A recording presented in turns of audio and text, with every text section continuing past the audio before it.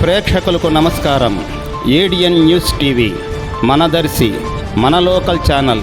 ADN news TV ప్రేక్షకులకు నమస్కారం. వార్తలు చదువుతుంది మీ ప్రసన్నారాం. ప్రకాశం జిల్లా కనిగిరికి ఎంతో పోరాటాల ఉద్యమ చరిత్ర ఉంది. బ్రిటిష్ ప్రభుత్వాన్ని గడగడలాడించి ఉద్యమాలు చేపట్టిన గద్దర్ వీరుడు దర్శి చెంచయ్యకు జన్మనిచ్చిన గడ్డ కనిగిరి. నారా చంద్రబాబు నాయుడు ఈ నెల 5 శుక్రవారం ఎన్నికల శంఖారావాన్ని పూరించనున్నారు.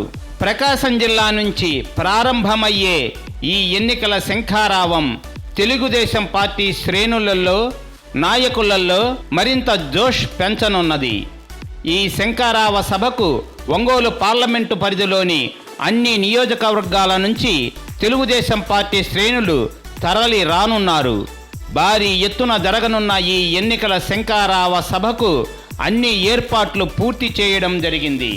ఈ నేపథ్యంలో వలసలే తప్ప ప్రకాశం జిల్లాలో ఉపాధి మార్గాలు ఏవి అని కాటంరాజు ఏలిన కనకదుర్గమ్మైన కనిగిరి నియోజకవర్గ తలపండిన రాజకీయ విశ్లేషకులు ప్రశ్నిస్తున్నారు. మహనీయుడు ప్రకాశం పంతులు పేరిట ఏర్పడిన ప్రకాశం జిల్లాలో ప్రకాశించడానికి నేటికి కూడా ఆ మేరకు వనరులు లేకుండా పోయినాయి.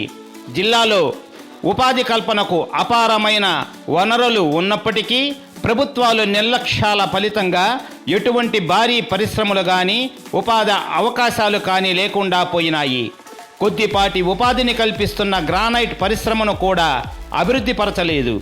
జిల్లాలో విస్తారంగా పండుతున్న పొగాకు పంటకు అనుబంధమైన పరిశ్రమలను స్థాపించడంలో నిర్లక్ష్యం జరుగుతూ వచ్చింది. పరిశ్రమల స్థాపనకు జిల్లాలో సరైన రవాణా సౌకర్యాలు లేవు. నడికుడి కాళహస్తి రైల్వే మార్గం సాగతీత నిర్మంగానే మిగిలింది. గతంలో తెలుగుదేశం బీజేపీ భాగస్వామ్యంగా ఉన్న కేంద్రం బీజేపీ ప్రభుత్వంలో వేలాది మందికి ఉపాధి కల్పించే ప్రాజెక్టు మంజూరైనప్పటికీ ఇప్పటికీ ఆ ప్రాజెక్టు ఊసే లేకుండా పోయింది.